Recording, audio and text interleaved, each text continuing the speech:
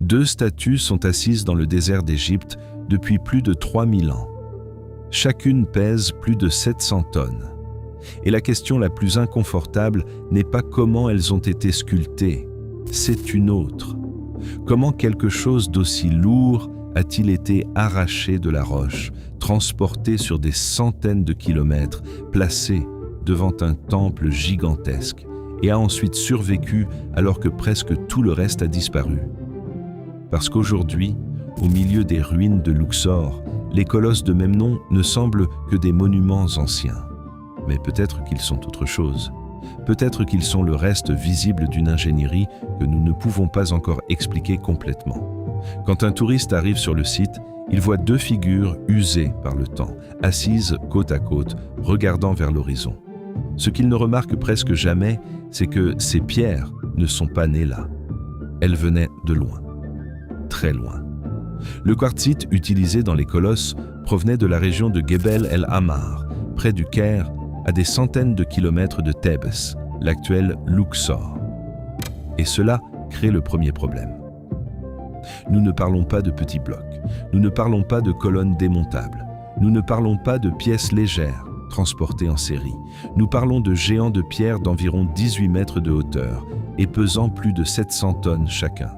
Et c'est ici que le malaise commence, parce que quand nous parlons de l'Égypte ancienne, nous entendons presque toujours la même explication. Des milliers de travailleurs, des rampes, des traîneaux, des cordes, du bois, de la boue, de l'organisation, du temps. Mais dans ce cas, l'échelle change. Et quand l'échelle change, l'explication simple commence à grincer, non pas parce qu'elle soit impossible, mais parce qu'elle exige un niveau de planification, de logistique et de maîtrise matérielle qui est souvent réduite à une phrase paresseuse. Les anciens avaient beaucoup de main-d'œuvre. Mais la main-d'œuvre ne résout pas tout. La main-d'œuvre n'annule pas le frottement. La main-d'œuvre ne change pas le poids de la pierre. La main-d'œuvre n'explique pas à elle seule comment une civilisation a déplacé des blocs de cette magnitude sur des distances énormes sans laisser derrière elle un manuel technique.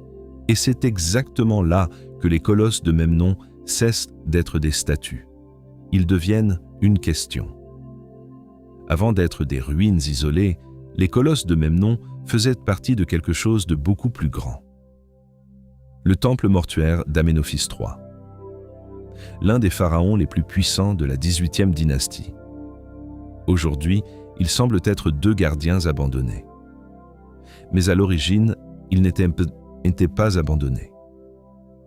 Ils marquaient l'entrée d'un complexe monumental qui, à son époque, aurait été l'une des plus grandes constructions religieuses d'Égypte. Ce temple a été détruit par des tremblements de terre, pillé comme carrière et abandonné pendant des siècles. Et c'est là le premier tournant. Ce que nous voyons aujourd'hui n'est pas l'apogée, c'est le reste. Et cette différence change tout.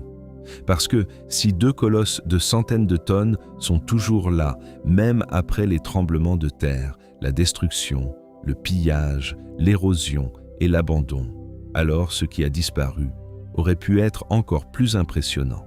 Imaginez un instant, vous êtes en Égypte il y a plus de 3000 ans. Devant vous, il n'y a pas seulement deux statues dans le désert. Il y a un temple entier, des cours monumentales, des statues alignées, des blocs de pierre sculptés, des représentations divines, des symboles royaux.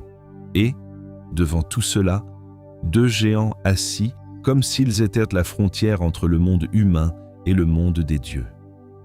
Maintenant, avancez dans le temps. Des siècles passent.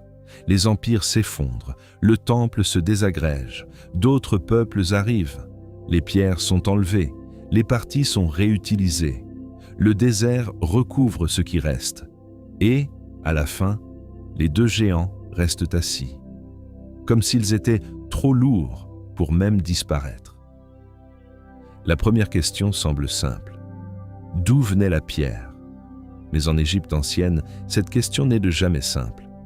Le matériau des colosses de même nom est généralement identifié comme du quartzite, une pierre dure, résistante, difficile à travailler et extrêmement lourde. L'origine de ce matériau est associée à la région de Gebel El Ahmar, près du Caire, non pas à la rive immédiate de Luxor. Cela signifie que le défi commençait bien avant le transport. Avant de déplacer, il fallait choisir la roche. Avant de choisir, il fallait connaître la carrière.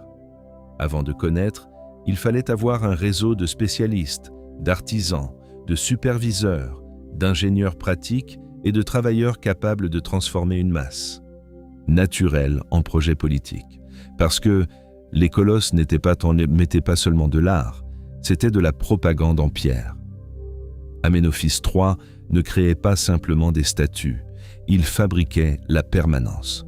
Le pharaon savait que la chair meurt, les armées passent, les palais s'effondrent. Mais une masse de centaines de tonnes, si elle est placée au bon endroit, pourrait continuer à parler quand tout le monde serait mort. Et c'est exactement ce qui s'est passé.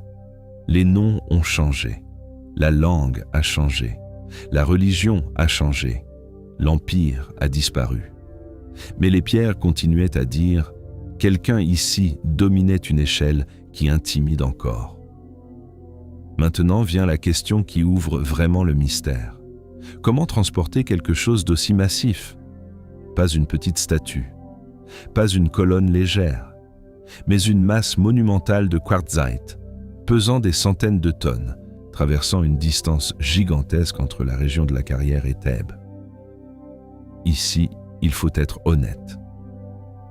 Nous n'avons pas besoin de dire que personne ne sait rien. Ce serait faible. Ce que nous savons, c'est que les Égyptiens possédaient des méthodes avancées pour le transport de pierres. Ils maîtrisaient l'organisation des grands travaux. Ils utilisaient des traîneaux, des rampes, des embarcations, des canaux, la force humaine, la planification d'État. Mais les colosses de même nom élèvent la question à un autre niveau. Parce qu'il existe une différence entre transporter de la pierre et transporter une masse qui, à elle seule, se rapproche du poids d'une petite construction moderne. Et ici, l'esprit commence à travailler. Le point n'est pas d'affirmer que c'était impossible. Le point est de demander, si c'était possible, quel était exactement le système? Combien de travailleurs auraient été nécessaires? Quel type de terrain a été préparé? Comment empêcher le bloc de se fissurer? Comment contrôler l'inclinaison? Comment maintenir l'alignement? Comment traverser des zones instables? Comment coordonner le déplacement sans machine moderne? Et peut-être que la question la plus inconfortable soit celle-ci. S'ils pouvaient déplacer cela, qu'était-ce qu'ils pouvaient faire d'autre que nous sous-estimons encore? Il existe une erreur commune quand nous parlons de civilisations anciennes. Quand nous ne savons pas exactement comment quelque chose a été fait, nous utilisons des grands mots pour fermer la conversation. Ingénierie, organisation, religion, travail collectif. Ces mots sont vrais, mais parfois, ils fonctionnent comme un rideau.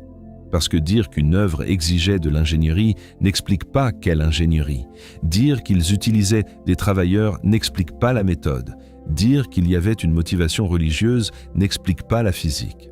Et les colosses de même nom restent à ce point inconfortables entre le possible et le mal expliqué. Ils n'ont pas besoin de théories absurdes pour être troublants. Le fait réel lui-même est suffisant. 2 géants de quartzite, des centaines de tonnes. Une distance énorme. Une civilisation sans grues hydrauliques. Un temple plus grand que ce qui reste visible aujourd'hui. Et une question qui continue de déranger. Pourquoi traitons-nous cela comme si c'était normal? Peut-être parce que la répétition a anesthésié l'étonnement. Quand nous voyons des pyramides, des obélisques, des temples et des statues égyptiennes depuis l'enfance, nous cessons de percevoir la violence technique de ces objets. Ils sont devenus une carte postale. Ils sont devenus l'arrière-plan d'un documentaire. Ils sont devenus un décor. Mais le poids reste là. La pierre reste là. Le problème reste là. Les colosses de même nom sont célèbres. Mais le temple qu'ils protégeaient est beaucoup moins connu du grand public. Et c'est étrange, parce que le temple mortuaire d'Aménophis III était une structure colossale, associée à l'une des périodes les plus riches et les plus puissantes du nouvel empire égyptien. Aujourd'hui, les archéologues retrouvent encore des fragments de statues, des éléments architecturaux et des parties d'un complexe beaucoup plus vaste que l'image touristique ne le suggère. Cela change le récit. Le mystère n'est pas seulement comment ont-ils fait 2 statues. Le plus grand mystère est qu'est-il arrivé au monde qui était capable de les y placer. Parce que les colosses n'ont pas été faits pour rester seuls.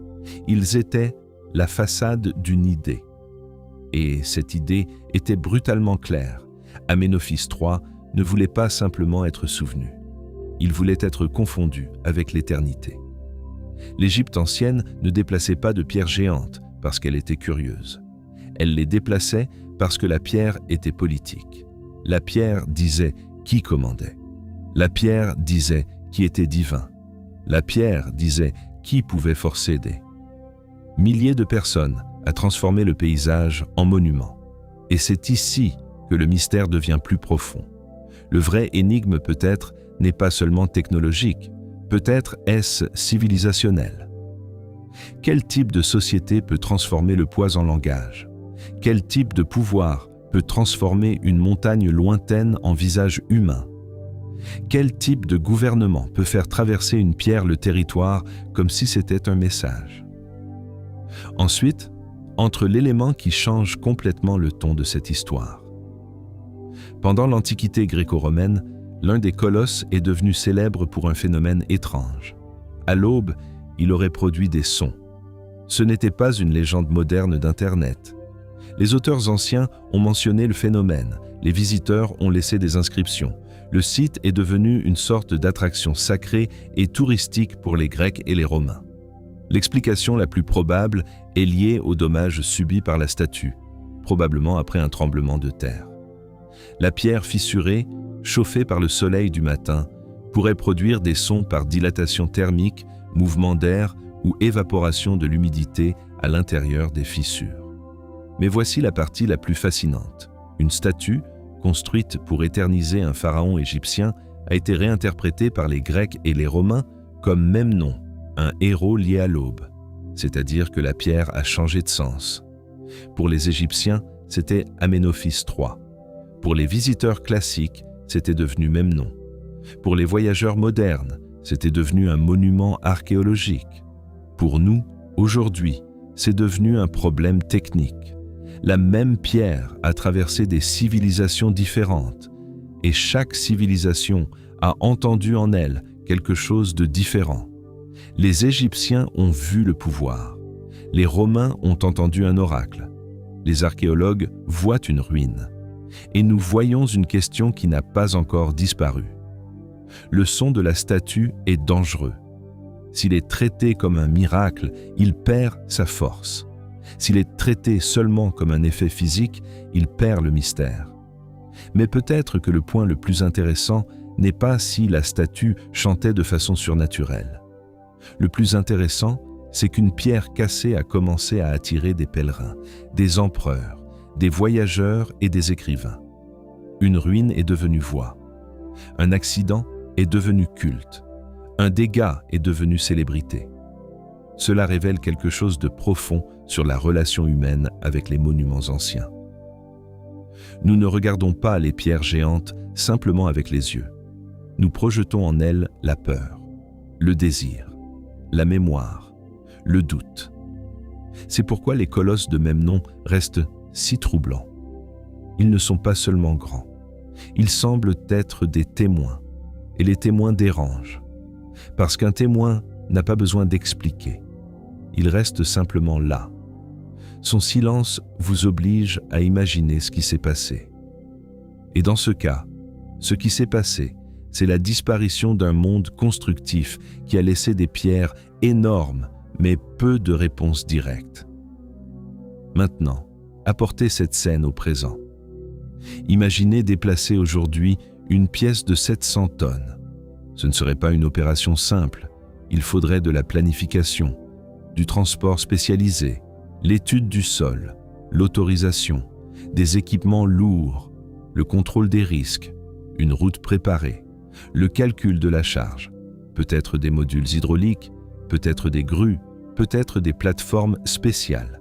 Maintenant, retirez tout cela, retirez les moteurs, Retirer l'acier industriel, retirer les pneus modernes, retirer le GPS, retirer le béton armé, retirer les camions.